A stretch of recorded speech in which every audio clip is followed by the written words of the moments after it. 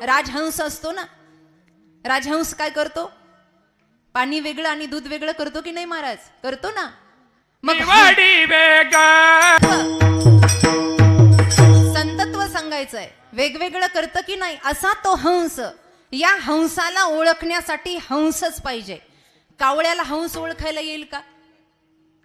बसलेली मंडळी, कावळ्याला हंस ओळखायला येईल का? कावळ्याला हंस ओळखता येत नाही. हंस ओळखण्यासाठी ब्रह्मानंदी म्हणतात हंसच लागतो. संत ओळखायला, तुकोबांना ओळखायला निळोबाराय लागतात. त्यांचं वर्णन करायला जगद्गुरु तुकया अवतार नामयाचा, हे वर्णन करायला निळोबाराय पाहिजेत. संतांनी संत ओळखावा आणि संतांनी संताचं वर्णन करावं. संसारात नाही का आपण कुणाचंही वर्णन करतो. शिष्याचं वर्णन गुरुनी करावं आणि गुरुचं वर्णन शिष्याने करावं. आईवडिलांचं वर्णन पुत्रानं करावं. नवऱ्याचं वर्णन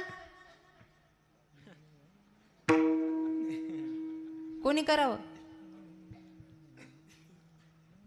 ब्रह्मचारी आहेत का सगळे?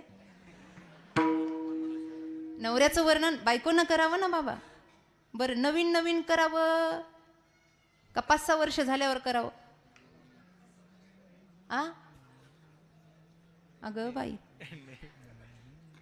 नवीन नवीन करते की नाही? ती नवीन नटलेली असते ना, नवीन नवीन उत्साह असतो महाराज तिच्या मनामध्ये. आणि मग ती पहिल्यांदा येती जातीला आली की तिचं वर्णन सुरू होतं. आणि मग ते मैत्रिणी एकत्र होतात, गावाला एकत्र, काय ते गल्लीतले माणसं सगळे एकत्र होतात, चर्चा सुरू राहते. वर्णन ऐका, वर्णन, सासर कसं बाई, सासर कसं.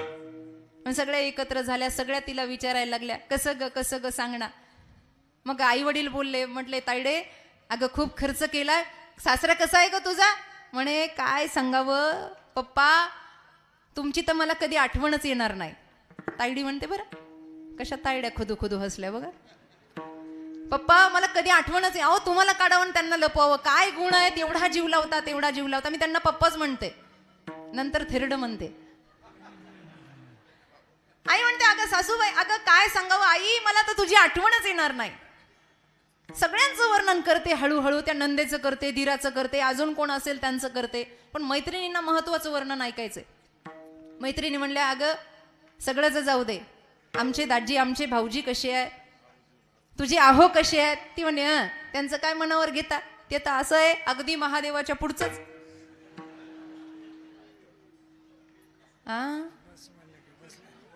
महादेवाच्या, आणि कोण आहे महादेवाच्या पुढं? तुम्ही म्हणा, मला अजून 1 तास थांबायचं इथं. मी कशा, तुमचं बी तसंच वय घ्या टाळ घ्या, सगळ्यांचं सारखंच आहे बाबा. ही वर्णन आहेत. कारण का तिला असं वाटतं ही यांच्याशी माझी आत्मीयता आहे. तसं निळोबारायांची आत्मीयता तुकोबारायांशी जोडलेली आहे. आणि निळोबारायांचं मत आहे, अभंग जरी महाराजांचा असेल तर निळोबारायांचं मत याच्याशी सहमत आहे. का? यांचा अनुग्रह झाला, तुम्ही संत माय बाप कृपावंत. बस या संतांच्या परछायेत येणं महत्वाचं आहे. बातमी ऐकली निळोबारायांनी, काय देहूचा कुणी साधू आहे आणि निष्ठावंत आहे, ज्याचा विठोबावर भाव आहे, बस असा गुरु असला पाहिजे. जीवनामध्ये यांना गुरु करायचा आहे. श्रोत्रिय ब्रह्मनिष्ठ अशा गुरुच्या सानिध्यात मला राहायचंय. आणि म्हणून निघाले बरं घाई घाई ना. ओट्यावर काही लोक बसली. निळोबा, अरे कुठं चाललास बाबा? अरे मंदिरातली पाठपूजा कोण करणार निळोबा? कुठे चाललास गाव सोडून? मला अडवू नका म्हणे, मला तुकाराम महाराजांचा अनुग्रह घ्यायचा. हे जसं ऐकलं तसं टाळी वाजून लोक गदा गदा हसायला लागले. अरे निळोबा, अरे गेलेला व्यक्ती अजून आला नाही र परत. एकदा देवाजवळ पोहोचलेला परत येत नाही निळोबा. म्हणजे अरे तुला ज्यांचा अनुग्रह घ्यायचा आहे ते वैकुंठाला गेले ना निळोबा. अश्रूच्या अनावर धारा डोळ्यामध्ये लागल्या. असं म्हणू नका हो, माझी निष्ठा आहे माझ्या सद्गुरूंवर, आणि काही जरी झालं ना मला माहित नाही ते कुठे गेले आहेत, पण मी निळोबा आहे आणि माझी श्रद्धा त्यांच्यावर आहे. जर मी पक्का असेल तर त्यांना यावं लागेल. हा आत्मविश्वास संप्रदायानं शिकवलाय आपल्याला. म्हणून वारकरी संप्रदायात गुरु शिष्याची परंपरा मोठी आहे. यदक्षरम मनाख्यम आनंदमज केवलम श्रीमन निवृत्ती नाथिती ख्यातम दैवतमाश्रयेत. अमृत अनुभव ग्रंथाचा पहिला श्लोक सांगतोय. माऊली म्हणतात, जय जय ओ शुद्धे उदारे प्रसिद्धे अनावरत आनंदे वर्षती आहे. मी अनुग्रहित आहे त्यांचा. मला जायचंय अहो, गुरुनं एकपट अनुष्ठान केलं असेल तर शिष्याने दुप्पट अनुष्ठान केलं इंद्रायणीच्या तटावर. आणि एवढं निष्ठावंत भाव भक्ताचा स्वधर्म, एवढा ध्यास. काय म्हणत होते निळोबा? आसन घातलं, ध्यानावस्थीन तद्गतेन मनसा, ध्यान लागलं, डोळे बंद केले आणि डोळ्यासमोर एकच छबी निर्माण झाली. आपल्या गुरुवर प्रेम करावं ना, भगवान बाबावर प्रेम करावं ना, ते निळोबारायांचं चरित्र शिकवतं. ध्यान केलं, ध्यान, आणि म्हणायला लागले काय? श्री विष्णू, श्री पांडुरंग, श्री दत्त, आहा, तुकाराम तुकाराम तुकाराम. एकच अट्टहास सुरू झाला. बर कसा? ऊन, पाऊस, थंडी. भगवंत जर साधना करणाऱ्या मंडळीची परीक्षा घ्यायला लागला ना, तर हे आपत्कालीन संकट येतात. आपत्कालीन संकट येतात. देव लवकर परमार्थापर्यंत पोहोचू देत नाही. तुम्हाला खोटं वाटत असेल तर आजपासून नियम करा, रोज हरिपाठ घेतल्याशिवाय पाणी पिणार नाही. 8 दिवस तुम्हाला तो हरिपाठ एवढा परेशान करेल की तू पक्का आहे की कच्चा आहे. 8 दिवस हरिपाठ असं करेल की तुम्ही हरिपाठाला सोडावं, पण काहीही झालं आणि तुम्ही जर हरिपाठ सोडला नाही तर आयुष्यभर हरिपाठ तुम्हाला सोडत नाही. देह जावो अथवा राहो, पांडुरंगी दृढ भाव. कंठापर्यंत येईस तर भजन झालं. कंठावरुद्ध झाला, श्वास रोखला निळोबरायांचा. मी का चरित्र सांगतेय? चरित्र सर्वांना माहिती आहे, पण उपदेश करण्याची पात्रता सांगते, योग्यता, आणि ती माझ्यासारख्या अज्ञान बालिकेनं सांगू नये, पण हे चरित्र आहे. कंठापर्यंत अवरुद्ध झाला प्राण, श्वास घेता येईना. आणि मग राई रखमाबाई विठोबाला म्हणतात, का हो लेकरू एवढं संकटात आहे, लाज वाटते का तुम्हाला? जा ना. काय त्याचा जीव गेल्यावर जाणार आहे तुम्ही? कशाची वाट पाहताय? अगं रुक्मिणी, त्यानं मला एकदाही आवाज दिला नाही का? तुकाराम हे तुमचं नाव असू शकत नाही का? या जगतावर तुमची सत्ता आहे ना. वासुदेव सर्वमितीस, महात्मा सदुर्लभ, विठ्ठल जळी स्थळी भरला, तुमचे भक्त म्हणतात ना. मग जा ना. रखमाईचं ऐकलं, विठोबा धावत धावत आले. निळोबारायांचे नेत्र बंद आहेत. आंखों से आंसू बहे, वाणी से कुछ न कहे, ऐसा तुझको जब से हो गया, समझ भक्ति रंग चढ़ गया. कंठी प्रेम दाटे, नयनी नीर लोटे, हृदयी प्रगटे राम रूप. ही अवस्था झाली निळोबारायांची. आणि परमात्मा आला. काय शक्ती आहे हो या वारकरी संप्रदायातल्या संतांची. परमात्मा आला, विठोबा आले, श्री विठ्ठल आले. निळोबाराय बसलेले आहेत, पण परमात्म्याच्या त्या तेजाकडे निळोबांना काही घेणं देणं नाहीये. परमात्म्यांनी आवाज दिला, निळा, ए निळा. डोळे उघडले आणि पाहिलं, हा, अरे मी आलोय. कोण? अरे जगाचा मालक. कोण? अरे मी पांडुरंग, मी विठ्ठल. मग एवढी उर्दंडता आतापर्यंत पांडुरंगाच्या बाबतीत झाली नव्हती की देव समोर आला आणि तो म्हणतोय मग. अरे मी देव, माझ्यासाठी जग वेड होतं आणि तुझ्यासाठी मी आलोय. निळोबराय म्हणले, तुला बोलवलंय कुणी? येते तुझ लागे बोलवील कोणी. येते देवाला म्हणावं, तुला बोलवलंय का? तुला काय निमंत्रण पत्रिका पाठवली होती का देवा? तुला आव्हानित केलं होतं का? तुझा मंत्र म्हणलाय का, मंगलम भगवान विष्णू या? नाही ना. मग तो आला का? अरे निळा, तुझा कंठ अवरुद्ध झाला रे. तू भजन करतोय, साधना करतोय, आणि या जगाच्या पाठीवर अनन्य चिंतयन्तो मा ये जना पर्युपासते तेषां नित्यभियुक्तानां योगक्षेम वहाम्यहम्. जो होय मज अनन्य शरण, त्याची निवारी मी जन्म मरण. या लागी शरणांगता शरण मीच एकू. मी एकलाच आहे जो जगासी चालिता. आणि मग मी नाही येणार तर कोण येणार? म्हणे तुमचं नाव तुकाराम आहे का? मी धावा तुकारामांचा केलाय. तुम्ही तुकाराम आहे का? नाही, मी विठ्ठल आहे. मग मला तुकाराम पाहिजे. देवा, तू जर माझ्यावर प्रसन्न झाला असेल तर माझे बाबा, माझे तुकाराम महाराज मला दे. मला अनुग्रहित व्हायचंय. एवढी ताकद आहे की विठ्ठल परमात्मानं जावं, तुकोबांना आदेश द्यावा, आणि गेलेला व्यक्ती कधी न परत येणारे संत स्वच्छंदीपणानं गेलेही आणि स्वच्छंदीपणानं आलेही आणि निळोबरायावर अनुग्रह केलाही, तेव्हा निळोबराय सिद्ध झाले. हात ठेविला मस्तकी, हात ठेविला मस्तक. महापुरुष संश्रयात जे म्हणतात ना, ते याला म्हणतात. हात ठेविला मस्तकी, अनुग्रह केला, मंत्र दिला, साधना परिपूर्ण झाली आणि मग घडले निळोबाराय जगाला प्रकाश देण्यासाठी. असतो मा सद्गमय. हा आजचा अभंग निळोबारायांचा आहे. ज्यांनी केलं, अनुभवलं आणि मनुष्य जीवनाची सार्थकता ज्यांना कळाली. कारण मनुष्य जीवन तोपर्यंत धन्य होत नाही, एक तर त्यानं संतांच्या चरणी झुकावं. संप्रदायामध्ये झुकणं शिकवलंय, ताठपणा नाही शिकवला बरं का महिला मंडळ. संप्रदायानं झुकणं, विनम्रता शिकवली, विनम्रता. थोरा मोठ्या यारे यारे याती भलती. आपल्याकडे पाय जरी पडायचं असेल ना, तर पाय कसं पडतात आपल्याकडे. जुनी जाणती मंडळी इथं बसलेली आहेत, आपण पारायण करणारी मंडळी आहात, अनुभवी आहात. माझ्यापेक्षा 10 उन्हाळे पावसाळे आपण भोगले आहेत. संप्रदाय पाया पडायला लावतो, कसा पडायला लावतो. काही काही जण असे पडतात, त्याला विटाळ झाल्यासारखं म्हणता. संप्रदायाची ही पद्धत नाही आहे. एक तर कुणाच्या पाया पडू नका, आणि पडायचं असलं तर पहिले डोक्यावरची टोपी काढा मीपणाची, आणि मग हे डोकं त्यांच्या चरणावर ठेवा, मस्तक हे पायावरी या वार करी संताच्या. कारण त्यांचे चरण हे आचरणानं शुद्ध झालेले आहे. त्यांना ओळखा.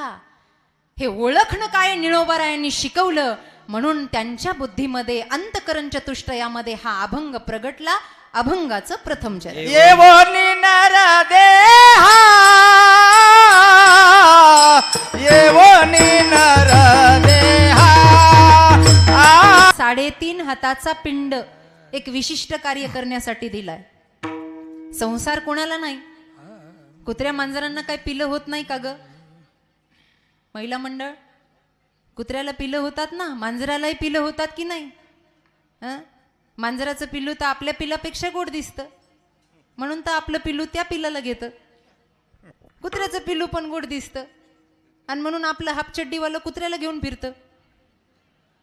विनाकारण ते गोड आहे म्हणून फिरतं ना. मग त्यांना पिलं होत नाही का, त्यांना संसार नाही का. मग त्यांच्यात आणि आपल्यात फरक काय राहिला. इथे काहीतरी वेगळं करायला आलोय ना. देवे दिला देह भजना, काहीतरी कर ऐसा कर घर आवे. कुछ काम करके जाना दुनिया से जाने वाले, कुछ काम करके जाना दुनिया से जाने वाले, जाते हैं रोज लाखों बेकार खाने वाले. नुसतं खाण्यासाठी आलो नाही, काहीतरी करावं. काहीतरीच नको. कुठे का होईना शरणांगती. एक तर देश धर्माच्या कामी आपलं शरीर पडावं, नाहीतर परमार्थाच्या गो ब्राह्मणाच्या गोवर्धन गडाचं काम चालू आहे. नाही आपल्याला मंदिराजवळ बसून जप करायला वेळ. निदान आपण दानधर्म तर करू शकतो ना. एक गोष्ट सांगू का तुम्हाला. महाराजांचा एक खूप सुंदर अभंग आहे. घेई घेई माझे वाचे गोड नाम. ही वाचा याच्यासाठी दिली या मनुष्य देहामध्ये. कशासाठी दिली. वट्यावर बसायचं आणि सगळ्या गावाचा बायोडोटा काढायचा. बरोबर आहे का. वाचा कशासाठी दिली. बेकार वो मुख है जो भगवान का सुमिरन. पण भजनाला बसलो सुद्धा आपलं भजन दुसरंच चालू असतं. पावसाळ्याचे दिवस आहेत आणि रोज नित्यनेम आहे भजनाचा एखाद्या बाईचा. काय म्हणता. बायकोचं असलं तर उचल बाबा, नाही तर भांडणं होतीन तुझी. नाही 50 अक्षरी करशी बरोबरी, 50 अक्षरी करशी बरोबरी. सखी तुझे तोंडी वैरी राया, तोंड वैरी राया, वैरी राया. विठ्ठल विठ्ठल विठ्ठल विठ्ठल विठ्ठल विठ्ठल. काय चाललं होतं आपलं. काहीच कळलं नाही ते काय झालं. नवीन डायलॉग बोलत जा. कीर्तन नका म्हणत जा. नवीन काहीतरी बोलत जा. काय चाललं होतं. काहीतरी करा, चांगलं करा, असं चाललं होतं का. अजून काय चाललं होतं. असं चाललं होतं. तुमच्या लक्षात एक नाही ते पाहिलं मी बसल्या बसल्या विसरले की काय. कुछ काम करके जाना दुनिया से, जाता जाता काहीतरी सत्कर्म आपल्या हातून घडावं, दान धर्म घडावा. काही अनाथ लोक आहे जगतामध्ये, त्यांची सेवा घडावी, गोब्राह्मणाची सेवा घडावी, मस्तक झुकावं. गोवर्धन गडांची सेवा चालू, इथून प्रारंभ झालता, आता लागले मान हलवायला. आमच्या महाराजांनी मला सांगितलं की या आदरणीय ताठे दादांनी दान केलं, ही सगळी भूमी त्यांची आहे. असे धर्मात्मा अजून जिवंत आहे म्हणून हे सभा मंडप उभी आहेत. अजूनही धर्म आहे. आग लगी आकाश में बरसने लगे अंगार, ऐसे धर्मात्मा न होते दुनिया में तो जल जाता संसार. कबीर महाराज म्हणतात. कुणीतरी पुढे झालंय ना, मग त्याला धक्का द्या, अजून पुढे जा. पावसाळ्याचे दिवस आणि बाईचा नित्यनेम आहे भजनाला जायचा, नियम आहे. एवढा पाऊस पडायला लागला, एवढा पाऊस पडायला लागला की तिला भजनाला जाता आलं नाही. मग रस्त्यानं जाणाऱ्या एका दादाला तिनं हात केला, दादा मंदिरापर्यंत नेऊन सोड ना. आणि मग ती भजनावाली बाई मंदिरावर बसली का शेजारनी म्हणताना पहा भजन. ही ईर्ष्या, हे मी तू पण कशासाठी? हा देह त्याच्यासाठी मिळालेला नाही. आद्यगुरु शंकराचार्यांचा अष्टक आहे, आपण ऐकूया. शरीरम स्वरूपम तथा वा कलत्रम यशश्चारु चित्रम धनम मेरु तुल्यम.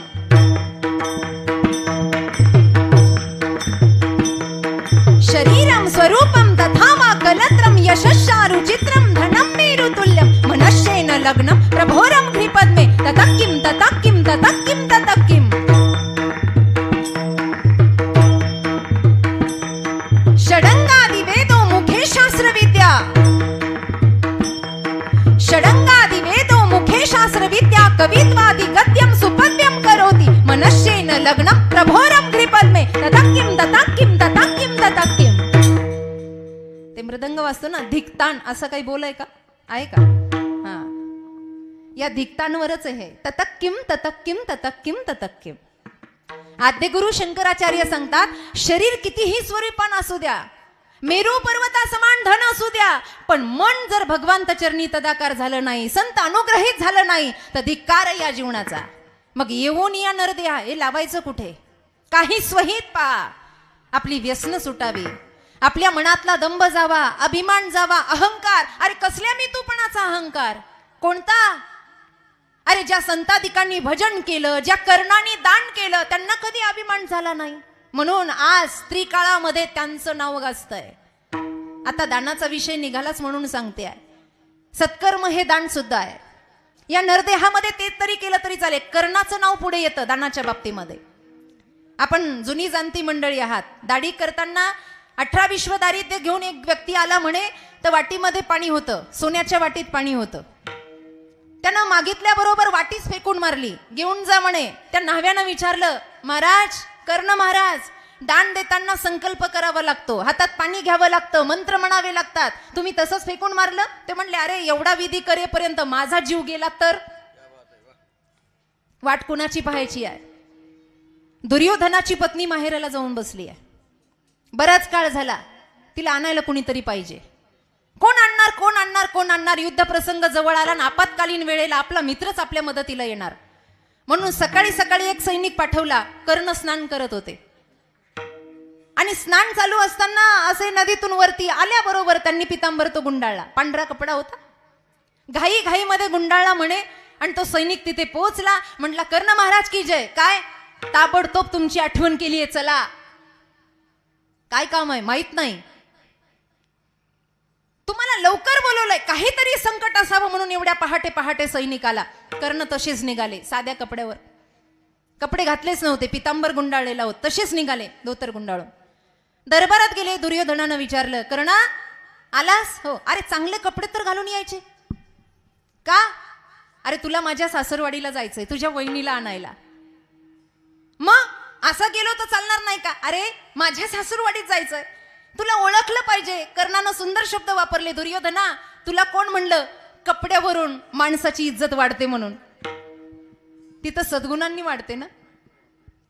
कपड्यावरून काय, चांगले कपडे घालणारे, चांगला वेश धारण करणारे त्या बगळेही असतात, पण मनात काय चाललं हे देवाला माहितीये. बगड्याची माळ नसते काय, वरून आवरण नसतं का, पण मुंह में राम और बगल में छुरी असं नसतं का. कोण म्हणलं तुला कपड्याचं सौंदर्य असावं, मी असा आहे तसा बरा आहे. रथ तयार केला आणि निघाला.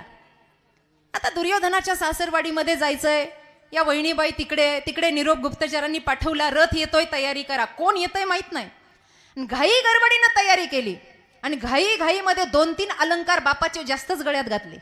कंठापर्यंत सोनं आलो, कंठापर्यंत. एवढी सगळ्या सोन्यानं पिवळी झाली दुर्योधनाची पत्नी. आता ज्या रस्त्यानं कर्ण महाराज गेले त्या रस्त्यामध्ये एक गाव होतं आणि त्या गावामध्ये एक ब्राह्मण राहत होता. त्याच्या मुलीचं लग्न जमायचं मोडायचं. कारण असं होतं की धन कमी पडत होतं. रोजच्या कर्मकांडातून किती मिळायचं, सत्यनारायणातून किती मिळायचं, पैसा कमी पडत होता, सोना अडका कमी पडत होता. आणि त्याला त्या गुप्तचरांनी सांगितलं, अरे सगळ्यात मोठं उदार व्यक्तिमत्व या रस्त्यानं गेलंय कर्ण, आणि हाच रस्ता आहे कर्णाला परत यायचा. तुम्ही काही करा पण रस्ता अडवून ठेवा. 3 दिवसाचा उपाशी ब्राह्मण त्या रस्त्यामध्ये बसलेला होता. बस मला माझ्या मुलीचं कल्याण व्हावं. कर्ण गेले, रथामध्ये वहिनी साहेब बसल्या, रथ स्वागत सत्कारासहित निघाला आणि जसा अर्ध्या रस्त्यात आला तसा ब्राह्मण आडवा. कर्ण महाराज की जय हो, काही करा पण मला द्या. पहिल्यांदा कर्णाच्या डोळ्याला पाणी आलं माई बाप. कारण आज पहिली वेळ अशी आहे की कर्णाच्या अंगावरही आभूषण नाही आहेत, कोणता दागिना नाहीये. द्यावं तर द्यावं काय, करावं तर करावं काय. बरं नंतर ये म्हणावं तर इथून मैलावर अंतर आहे. ब्राह्मण कसा येणार, जबाबदारी एक वेगळी आहे माझ्याकडून, करावं तर काय. कर्णाने खूप विचार केला आणि मग कर्णाच्या बुद्धीमध्ये एक विचार आला, माझ्या अंगावर काही नाही, माझ्याकडे काही नाही, पण रथात भरपूर आहे. माझ्या अंगावर काही नाही पण रथामध्ये भरपूर आहे. आणि मग रथामध्ये कोण बसलेलं होतं, दुर्योधनाची पत्नी. ब्राह्मण जसा सोनं मागायला लागला तसं कर्णानं फक्त असं जरासं मागं वळून पाहिल्याबरोबर वहिनीने पदरच सरळ केला आणि गळा झाकून घेतला. सगळ्यात आवडतं ते सोनं, गळा झाकून घेतला. कर्ण म्हणतात, वहिनीबाई कितीही झाकलं तर काढूनच द्यावं लागणार आहे. एवढा राग आला हो, हे माझ्या नवऱ्यानं माझ्या बापानं घातलंय का तुमच्या बापाचं आहे असं मागताय, माहित नाही याच्यापेक्षा 2 पट देईल कदाचित, पण आत्ता गरज आहे, आत्ता नड आहे, काढून द्या. आणि स्त्री जात अशी आहे की सोन्याचा मोह.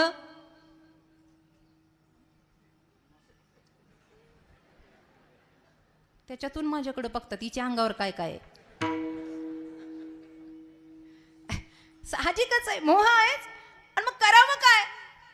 पण वहिनी काढून देता का मागे येऊ. आणि बोलता बोलता असा रथामध्ये पाय मागे घेतला.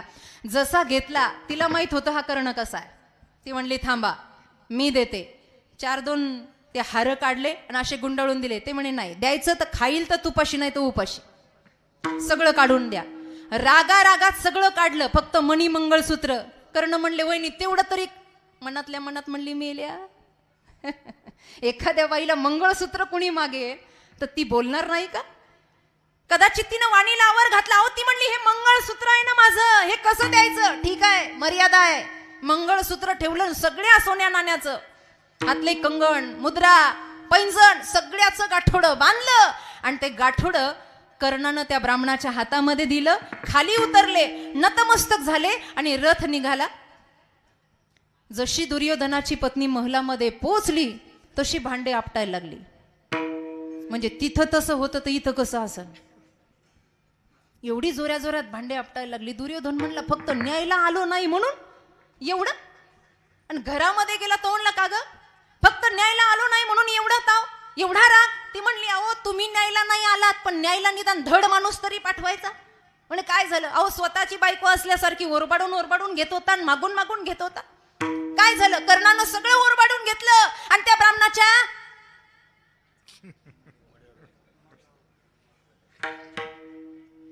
दिलं म्हणे सगळं. जशी तिला राग यायला लागला तसा दुर्योधन टाळी वाजून हसायला लागला. आणि बायको चिडल्यावर दात काढीत जाऊ नका, अंगलोट प्रकरण येतं कधी कधी. ती जशी जशी चिडते तसा तसा हा हसतो. ती म्हणली अहो तुम्हाला हसायला काय झालं? तो म्हणला माझं नशीब. म्हणे काय? ब्राह्मणाला मुलगी होती आणि तिच्या लग्नाला धन लागत होतं म्हणून तुझ्या अंगावरचं काढून दिलं. ब्राह्मणाला लग्नाला जर मुलगी लागत असती तर या कर्णानं तुलाच देऊन टाकलं असतं. तो कर्ण आहे. अरे काय भारतवर्ष आहे. या नरदेहामध्ये कुणी गायक व्हावं, कुणी वादक व्हावं, कुणी दानी व्हावं, कुणी सत्पुरुष व्हावं, कुणी संत व्हावं.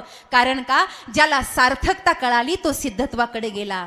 निळोबराय म्हणतात. आणि जर हे या मनुष्य देहात कळालं नाही, अभंगाचं दुसरं चरण. नाही तरी व्यर्थ जन्म, नाही तरी व्यर्थ जन्म, नाही तरी व्यर्थ जन्म, नाही तरी व्यर्थ जन्म, नाही तरी व्यर्थ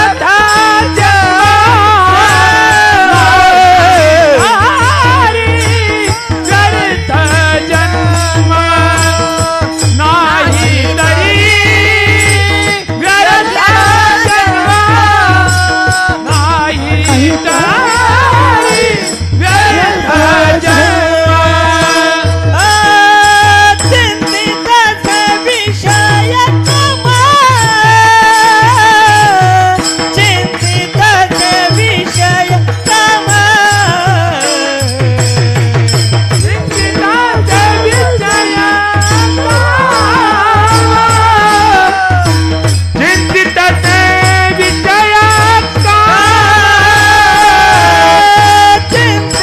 चिंतितच विषय कमा, चिंतिताचे विषय का, चिंतिताचे विषय का,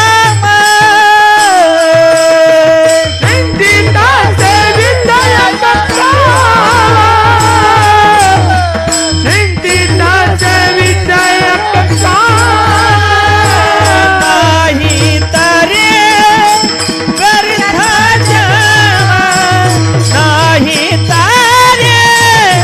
व्यर्थ जन्म, नाही तरी व्यर्थ जन्म, नाही तरी व्यर्थ जन्म, नाही तरी व्यर्थ जन्म, नाही तरी व्यर्थ जन्म, नाही तरी व्यर्थ जन्म, नाही तरी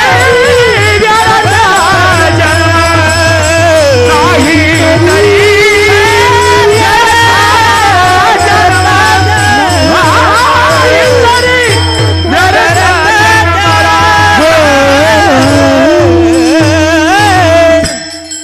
आपण जर विषय कामाचं चिंतन करत असाल तर हा देह सार्थकी लागणार नाही. या हृदयात जर राम बसवायचा असेल तर कामाची गरज नाही. कारण एका मयानीमध्ये दोन तलवारी कधी बसत नाहीत माईबाप. जहां राम है तहां काम नहीं और जहां काम है तहां राम नाही. तुकाराम महाराज दिव्यत्वानं प्रभावानं जगामध्ये प्रगटले. कारण का तीनही विकार अंतकरणाच्या बाहेर गेलेली होती. तुकाराम महाराजांच्या जीवनामध्ये क्रोध नव्हता, कामही नव्हता आणि लोभही नव्हता. तुकाराम महाराजांचं भजन आमच्यासारख्या कीर्तनकारांसारखं नव्हतं. टाईम मोजून 9 ते 11, 11च्या पुढे जायचं मोजून मापून आहे. माझी मज झाली अनावर वाचा, तुकोबांचं भजन आहे. म्हणून देह सार्थकी लागला. नवे नवे देह देवच झाला. देव पहावयासी गेलो. संत राम तत्वानं सिद्ध झाले. अंतकरणातला काम निघून गेला. काम गेला की राम प्रगट होतो. आणि कामावाल्यांना राम साधता येत नाही. चिंतित असे विषय काम. एक छोटस उदाहरण. माझ्याकडे लक्ष द्या, माझ्याकडे लक्ष द्या. मंदोदरी मातोश्री रावणाला प्रश्न विचारते. का हो, जरासं सरळ बसा, नीट ऐका.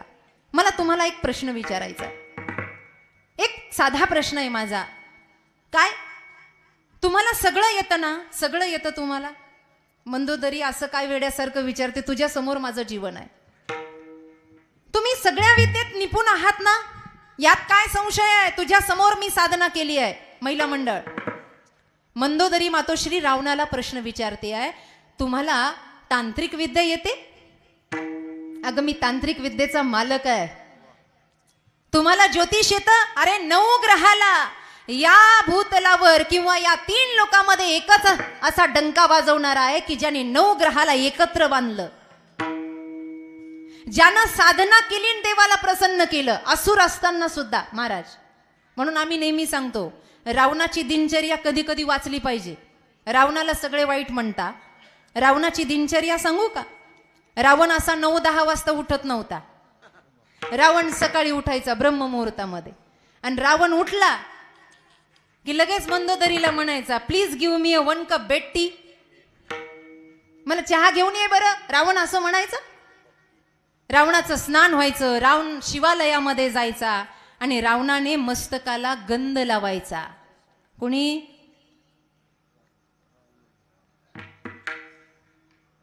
रावणाचं सांगते आहे. मस्तकाला त्रिपुंड लावायचा आणि नुसत्या त्रिपुंडावर थांबलेलं नव्हतं, शिवाच्या चरणी माथा झुकवायचा आणि ज्या तांडवामुळे शंकराचं आसन डोललं ते तांडव म्हणायचा. जटाटवी गलत जल प्रवाह पावितस्थले गले वलम विलंबिता भुजंग तुंग मालिका.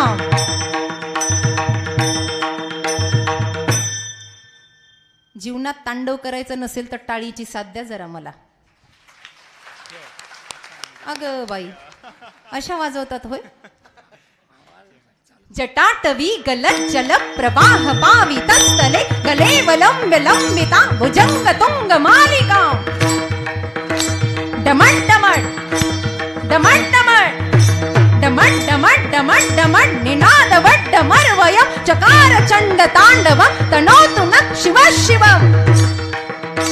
जटाकटाह संभ्रम भ्रमण निलिंप निर्झरी विलोल वीची वल्लरी विराजमान मूर्ध्वनि.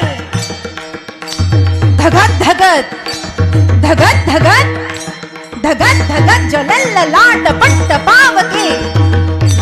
किशोर चंद्रशेखरे रति प्रतीक्षणं मम किशोर चंद्रशेखरे रति प्रतीक्षणं मम किशोर चंद्रशेखरे रति प्रतीक्षणं मम. हे रावणाचं आहे आणि शिवाला प्रसन्न केलं. मंदोदरी तुला माहित नाही शिव माझ्यावर प्रसन्न झाले? मला माहिती आहे ना, पण माझा प्रश्न वेगळा आहे. तुम्हाला कोणतंही रूप धारण करता येतं? म्हणे हो. रावण धरी जतिका वेश, गोसाव्याचं रूप धारण केलं, भगवं घातलं आणि जानकी मातोश्रींचं तुम्ही हरण केलं ना. मग माझा प्रश्न असा आहे, नीट ऐका, माझा प्रश्न असा आहे की तुम्हाला सगळंच होता येतं ना, मग तुम्ही राम का नाही झालात? तुम्ही राम का नाही झालात?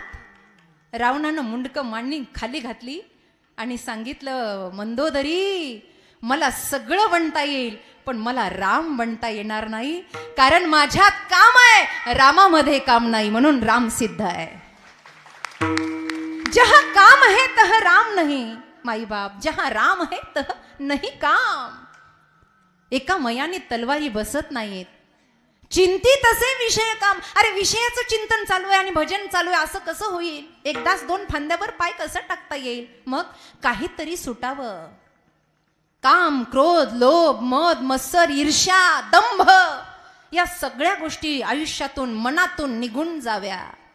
आणि जर ह्या गेल्या नाही, अभंगाचं 3रं चरण. पशुजिष्टया सेविती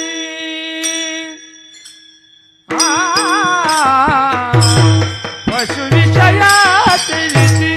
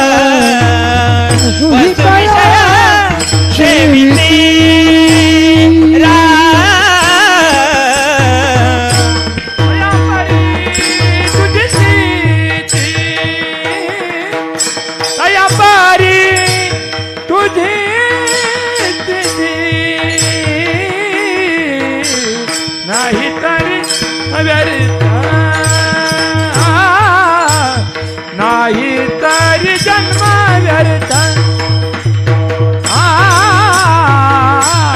नाही तरी जन्म व्यर्थ दया परी तुझी स्थितीरा दया परी तुझी स्थितीरा नाही तरी व्यर्थ नाही तरी व्यर्थ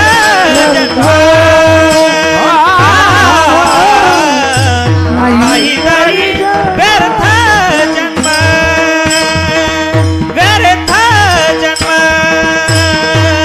व्यर्थ जन्म व्यर्थ जन्म नाही तरी जन्म व्यर्थ स्थिती दया परी तुझी स्थिती दया दया परी परी तुझी स्थिती पशु विषय सेविती दया परी तुझी स्थिती दया परी तुझी स्थिती दया परी तुझी स्थिती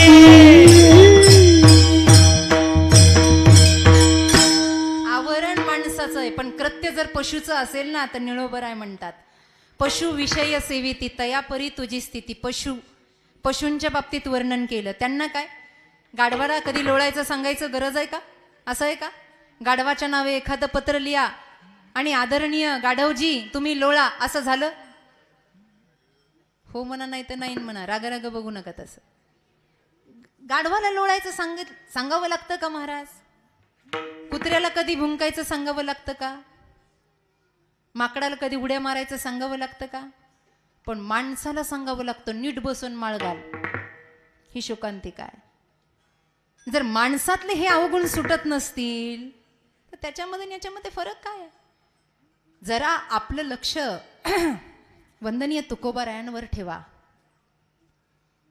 जीवन कसं आहे तुकाराम महाराजांचं 42व्या वयापर्यंत तुकोबारायांचा अखंड परमार्थ आहे आणि त्याच्यामध्ये कुठलीही कमतरता नाही किती परीक्षा घ्यावी समाजानं किती शिक्षा द्यावी समाजानं किती छळ करावा माऊलींचा समाजाने सगळ्या संतांचा छळ झाला पण मागे हटले नाही आम्हाला टिकून राहायचं या देहाची फक्त एवढंच नाही उद्धारा या जन जड जीव आपण जे बसलोय ना ज्यांचं परमार्थाकडे लक्ष नाही लक्ष असल्यासारखं आहे परमार्थ करणं वेगळं आणि परमार्थ मनात उतरवणं वेगळं माऊलींची एक ओवी आहे झडझडोनी वाहिला नि गईये भक्तीची वाटे लाग जीवी पावसी अव्यंग निज धाम माझे कुठे आपला परमार्थ किती कळला सप्त्यातलं आपल्याला काय कळलं गाथा भजन कळलं पारायण कळलं निदान कीर्तनातला थोडासा प्रसाद आपल्याला घेता आला कळलं काय जीवनामध्ये निदान याच्यातलं कळत नाही निदान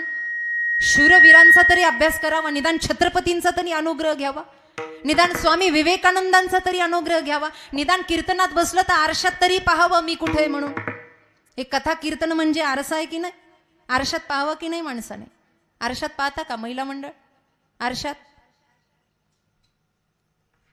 कशाला लाजायला लागल्यात आरशात पाहता ना आरशात पाहिल्याशिवाय दिवस जातो का जात नाही तुम्ही पाहता ना आम्ही पाहतो काही काहीला झोपीतून उठलं का आरशात पाहायची सवय आरशात पाहतं बिना दात घासल्याचं आरशात पाहतं आणि पुन्हा एखादं काम नाही झालं का दुसऱ्याला म्हणतं कुणाचं थोबाड पाहिलं कुणाच ठोक आज कामच होईल अरे तुझंच पाहिलं आणि कुणाचं पाहिलं आपलं धड नाही दुसऱ्याला कशाला नाव ठेवायचं हे कथा कीर्तन म्हणजे आरसा आहे तुकोबांचं जीवन म्हणजे आरसा आहे आई गेली बाप गेला तुकाराम महाराज रडतायत पण रडता रडता देवाच्या समोर संकल्प करतायत ए देवा माझ्या वडिलांची मिराशी का देवा तुझी चरण सेवा पांडुरंगा 350 वर्षाची परंपरा आहे ना हा तुका खंडित पडू देणार नाही ही माझी मिराशी ठाव तुझे पायापाशी याचा धरीन अभिमान करीन आपुले जतन माऊली ज्ञानोबरायांनी माय ज्ञानेश्वरीचं निरूपण केलं आपण जाणता आपण ऐकता विठ्ठलपंत आणि माता रुक्मिणीचं स्वप्न मुलांनी पूर्ण केलं हा ध्यास मनामध्ये होता कुठेतरी आमच्या या पंचभौतिक शरीराचा अध्यास पूर्ण करायचा आहे आणि आमचं जीवन चांगलं आहे म्हणून कथेत बसल्यावर स्वतःला पाहायचं महाराजांनी आज राम सांगितला मी राम आहे का मी सीता आहे का मी कोण आहे कोहम कथमिदम जातम कोहम कर्त्यस्य विद्यते. माझा विचार कुठे आहे, माझं स्वरूप काय आहे. आणि आरसा कधी खोटं बोलत, आरसा सांगतो की नाही महिला मंडळ, गंध कुठे लागला, टिकली कशी लागली, काजळ कसं लागलं, आरसा सांगतो की नाही, सांगतो ना. आरसा कधी खोटं बोलत नाही, तसा परमार्थ कधी, चरित्र कधी खोटं सांगत नाही. येडं होतं, येडं जत्रेला गेलं, घरातल्यांनी काही काम सांगितलं आणि यात्रेला गेलं, कधीच न चमकणारी वस्तू त्यानं पाहिली. आरशाचं दुकान होतं आणि त्या दुकानात गेलं. आता त्याला माहित नव्हतं याच्यात माझं प्रतिबिंब दिसेल म्हणून, त्यांनी उचललं आणि असं हातात धरलं. आणि जसं धरलं तसं त्यानं पहिल्यांदा स्वतःला पाहिलं. आणि जसं पाहिलं तसं ते स्वतःशीच म्हणलं, अरे बापरे एवढं देखणं. कुणाला पाहिलं त्यानं? स्वतःलाच पाहिलं ना. स्वतःलाच पाहून ते म्हणलं, अरे बापरे एवढं देखणं. आणि मग त्यानं त्या आरशाला डाव्या हातात धरलं आणि असा वरती भांग सरळ केला, तर ते आरशातलंही डोक्याला हात लावत होतं. मग याला वाटलं आपल्यासारखंच आहे बरं का. मग यानं कानाला हात लावला तर ते आरशातलंही कानाला हात लावत होतं. मग यानं असं केलं तर तेही म्हणलं हे म्हणलं जमलं. बायको सुद्धा विचारून जेवत नाही, पण यानं विचारलं जेवला का म्हणून. मग हा म्हणला कसं चाललंय, आवाज याचाच होता पण प्रतिकृती समोरून येत होती. हा म्हणला कसं चाललंय, तर तेही म्हणलं कसं चाललंय, प्रतिकृती. हा म्हणला चांगलं, तेही करतं चांगलं. आणि हे सगळं झाल्यावर हे दुकानदाराला म्हणलं, रामभाऊ हे रावसाहेब देतात का मला. रामभाऊ रावसाहेब इथं बसलेले नाही ना. रामभाऊ एवढे रावसाहेब मला देता का. दुकानदार म्हणला फुकट घेऊन जाय, पण पहिले जाय, तुला पण लोक येडे होती. आणि मग ते आरसा घेऊन आपल्या डाव्या हातात आरसा धरला आणि घराकडे निघालं. आज स्वतःशीच गप्पा मारताय. यंदा कसं आहे मग, ते आरशातलं असं करतं, आवाज याचाच. मग कुणाचं वार आहे ते तसं करतोय. असं करता करता घर आलं आणि पडताळाच्या खोलीमध्ये हा गेला. घरामध्ये एक अशी खोली असती की त्या खोलीत सामान भरलेलं असतं, त्या खोलीत कुणी जात नाही. हा म्हणला हा माझ्या जीवाभावाचा आहे, काही झालं एक वेळेला बायकोला सोडायची वेळ आली तर सोडन, पण याला सोडणार नाही. कोणाला कळतं ना तुम्हाला. जेवण झालंय ना. त्यानं ते आरसा त्या रूम मध्ये नेला, खिळा ठोकला आणि आरसा असा अडकून दिला. आणि त्याला म्हणला येतो बर का राम राम नंतर. त्यानं हात जोडले. ते दिसू नये म्हणून त्याच्यावर कपडा टाकला. घरातले इकडं तिकडं गेलं की हे त्या पडताळाच्या रूम मध्ये यायचं आणि तासन तास स्वतःशीच गप्पा मारत बसायचं. आणि एवढं प्रसन्न व्हायचं की हे काय बोलतय मला, कसं बोल, एवढा खुश व्हायचा, एवढा खुश व्हायचा. बायको विचार करायला लागली पप्याच्या बापाला झालं काय, खाली जातं आणि येडेवानी गप्पाच मारतय म्हणे. नेमकं रूम मध्ये खोलीमध्ये कोण आहे पाहायला जावं म्हणून एक दिवस तिनं लांबच्या कामाला त्याला पाठवलं. पण हे हुशार, जाता जाता यानं एवढं मोठं कुलूप लावलं त्या खोलीला आणि मग गेला. आता कुलूप लावल्यावर तर संशय बाईचा वाढणारच. त्यानं एवढा मोठा दगड आणला आणि त्या कुलपावरच घातला. ते कुलूप तुटलं, आतमध्ये गेली, सगळी खोली पाहिली पण कुठं काही सापडलं नाही. आणि जाता जाता कपडा अडकवलेला दिसला. ती म्हणली इथं काय बघावं म्हणून तू सर्व दिवशी धावत गेली आणि जसा कपडा ओढला आणि ती आरशाच्या समोर उभा राहिली तशीच ती मोठ्या मोठ्या नारडली, आत्या. म्हातारी काम करत होती, पायात लुगड्यात पाय अडकला पण म्हातारी पळत आली. म्हणली काय काय ग, बघा म्हणे तुमच्या लेकानं कोणती सटवी आणली.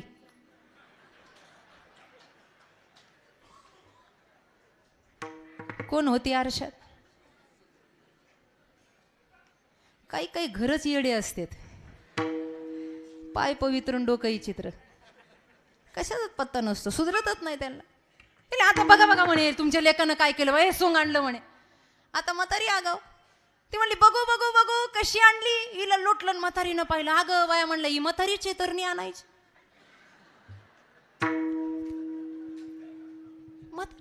आता म्हातारीला कोण दिसलं. हिनं म्हणावं तरणी आहे ना आजीबाईनं म्हणावं म्हातारी, दोघीची केस पकडा पकडी. तेवढ्यात म्हातारे बाबा पळत आले. अगं काय चाललंय म्हणे घरामध्ये, बघा बघा म्हणे तुमच्या लेकानं काय सोंग केलं. म्हातारा म्हणला बाजूला सरका, मला पाहू द्या. दोघीला ढकलून दिलं, म्हाताऱ्यानं पाहिलं. अगं म्हणला बाया माणसातला फरक कळतो का, मी शिवाला म्हातारा आहे त्याच्यात.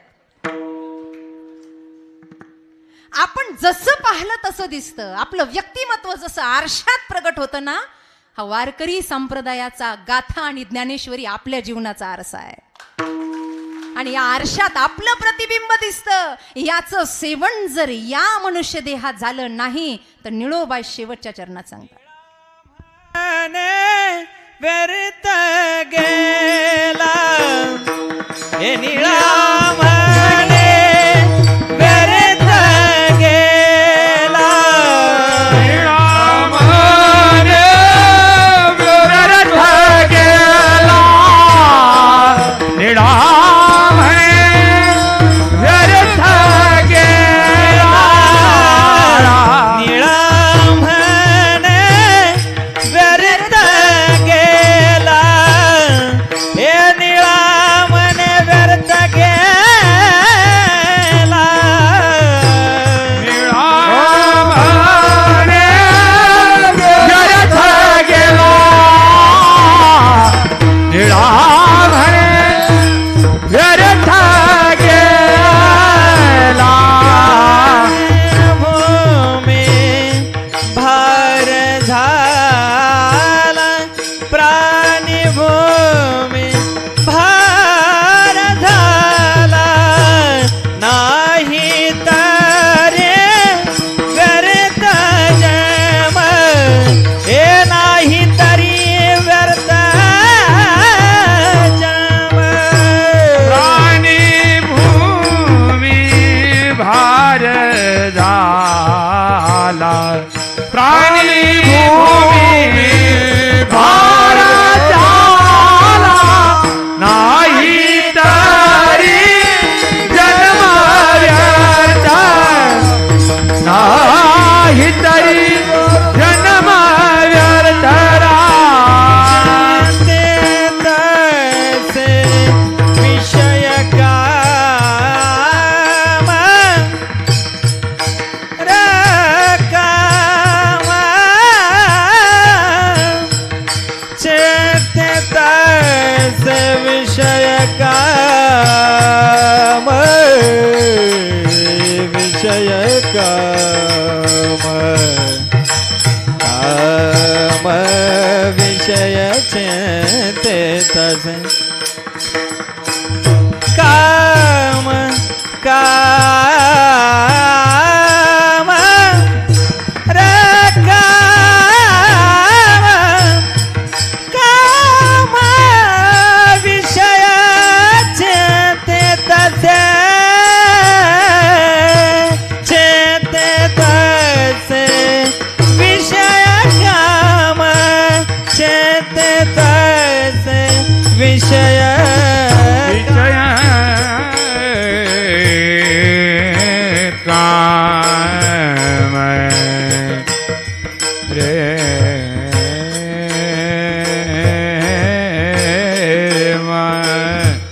रे ना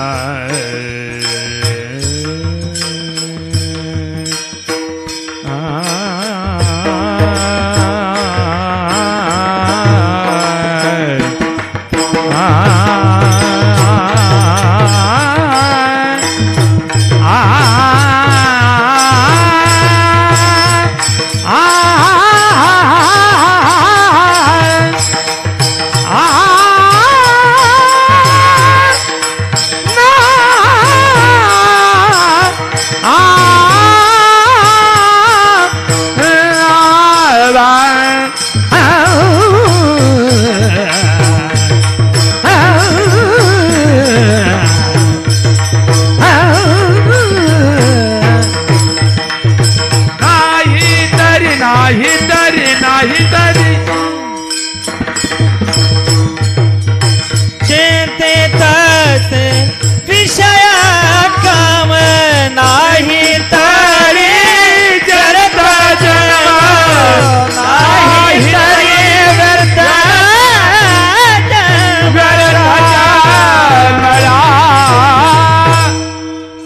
या मनुष्य देहामध्ये आपण सत्कर्म करत नसाल, अख्ख पसायदान जरी पाठ नाही पण तया सत्कर्मी रती वाढो भूता परस्परे पडो मैत्र जीवांचे.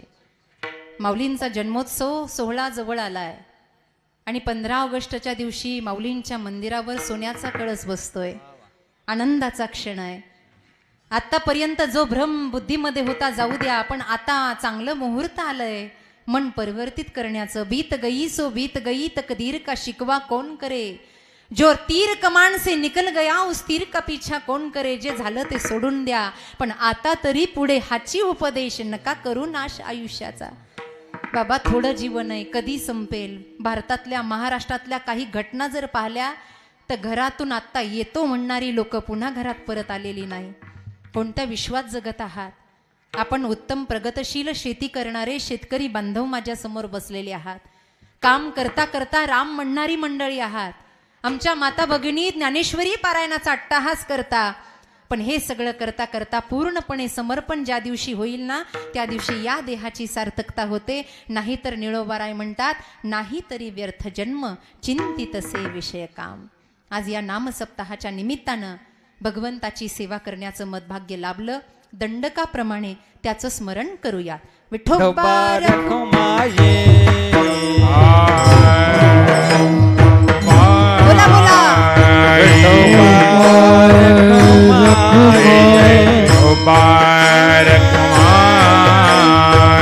हरे जय जय, हरे जय जय, विठोबा रखुमाये राम.